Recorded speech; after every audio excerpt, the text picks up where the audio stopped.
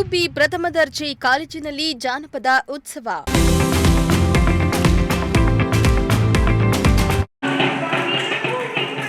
ಕಾರ್ಯಕ್ರಮದ ಬಗ್ಗೆ ಬೇಸರ ವ್ಯಕ್ತಪಡಿಸಿದ ಬಿ ಜಯಶ್ರೀ.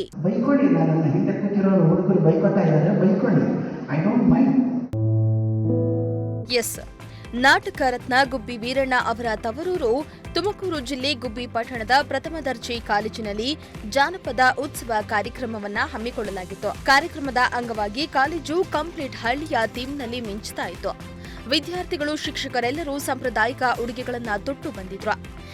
ಕಲರ್ ಸೀರೆಯುಟ್ಟು ಬಂದಿದ್ದ ಹೆಣ್ಣು ಮಕ್ಕಳು ಗಾಜಿನ ಬಳೆಗಳನ್ನ ತೊಟ್ಟು ಸಂಭ್ರಮಿಸಿದ್ರು.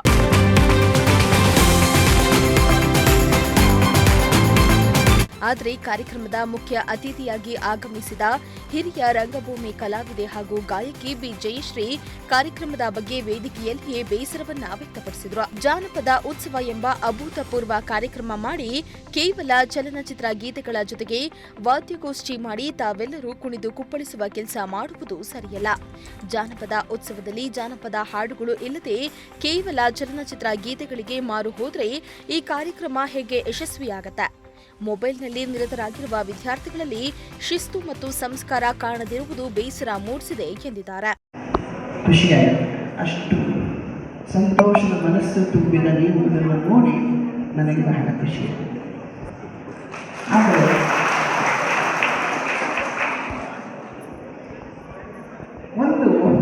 ಎಲ್ಲೋ ಒಂದು ಕಡೆ ಕೊರಗು ನನಗೆ ಕೊರಿತಾ ಇದೆ.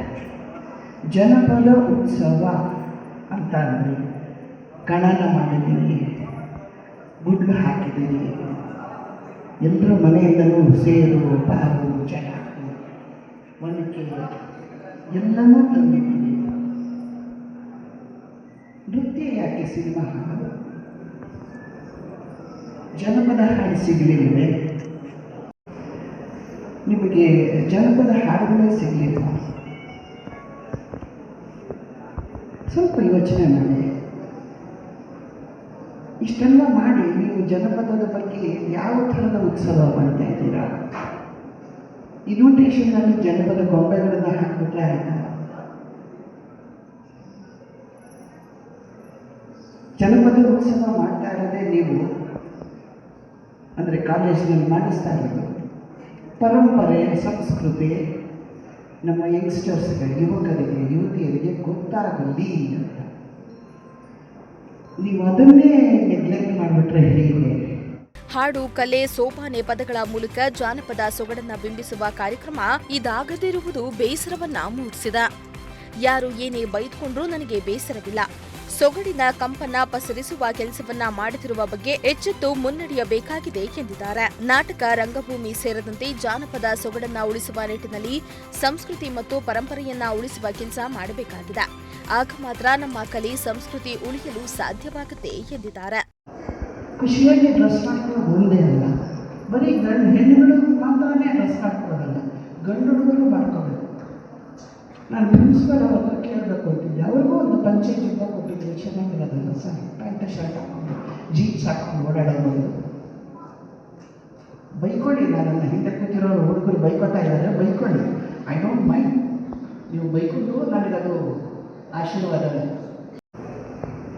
ಖಂಡಿತ ರಂಗಗೀತೆಗಳ ಬಗ್ಗೆ ನೃತ್ಯ ಮಾಡಿಸ್ತಾ ಇದ್ದೆ ಅಥವಾ ಜನಪದ ಶೈಲಿಯ ನೃತ್ಯ ಮಾಡಿಸ್ತಾ ಇದ್ದೆ. ಜನಪದದ ಕಲಿಬೇಕಾಗುತ್ತೆ.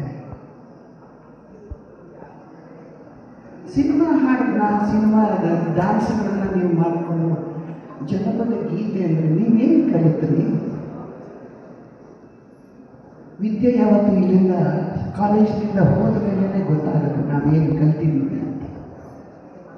ಅದಕ್ಕೆ ಮಧ್ಯದಲ್ಲಿ ಮನಸ್ಸಿಗೆ ಕಲಿತಾ ಇರ್ತೀವಿ, ತಲೆಗೆ ತುಂಬ್ಕೊತಾ ಇರ್ತೀವಿ ಅಷ್ಟೇ, ಮನಸ್ಸಿಗೆ ತುಂಬಿಕೊಂಡಿರೋಲ್ಲ.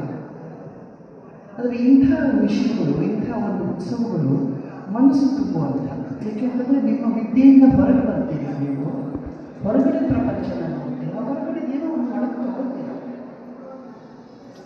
ಹಾಗೆ ಒಳಗೆ ತಗೊಂಡಾಗ ನಿಮಗೆ ಏನೋ ಒಂದು ಉತ್ಸವ ಮನಸ್ಸಿನಲ್ಲಾಗುತ್ತೆ.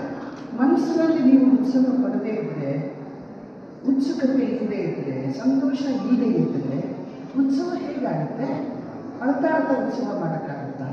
ಬಳಿಕ ಮಾತನಾಡಿದ ಪ್ರಾಂಶುಪಾಲ ಪ್ರಸನ್ನ ಕುಮಾರ್, ನಿಮ್ಮ ಈ ಅಶಿಸ್ತು ಮೊಬೈಲ್ ಗೀಳನ್ನ ಕಂಡು ಅತಿಥಿಗಳಾಗಿ ಬಂದಿದ್ದ ಜಯಶ್ರೀ ದೇವಿ ಅಮ್ಮನವರು ಬೇಸರವನ್ನ ಮಾಡಿಕೊಂಡಿದ್ದಾರೆ. ಮತ್ತೆ ಹೇಗೆ ಅವರನ್ನ ಬೇರೆ ಕಾರ್ಯಕ್ರಮಕ್ಕೆ ಕರೆಯೋದು ಅಂತ ವಿದ್ಯಾರ್ಥಿಗಳನ್ನ ಬೈದಿದ್ದಾರೆ.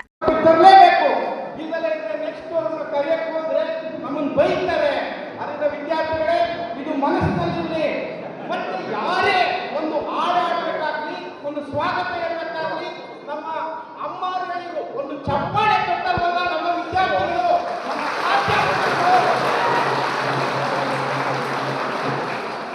ಎಲ್ಲ ತಪ್ಪುಗಳನ್ನು ನಮ್ಮ ಅಮ್ಮನವರಿಗೆ ನಮ್ಮ ಎಲ್ಲ ಮಹಿಳಾ ಪ್ರಾಧ್ಯಾಪಕರು ಒಂದು ಪಾಲನಾರ್ಪಿಸುತ್ತಾರೆ. ದಯಮಾಡಿ ಸ್ವೀಕರಿಸಬೇಕು ಅಮ್ಮನವರೇ. ದೇವರಾಜು, ಪ್ರಜಾಶಕ್ತಿ ಟಿವಿ, ಗುಬ್ಬಿ.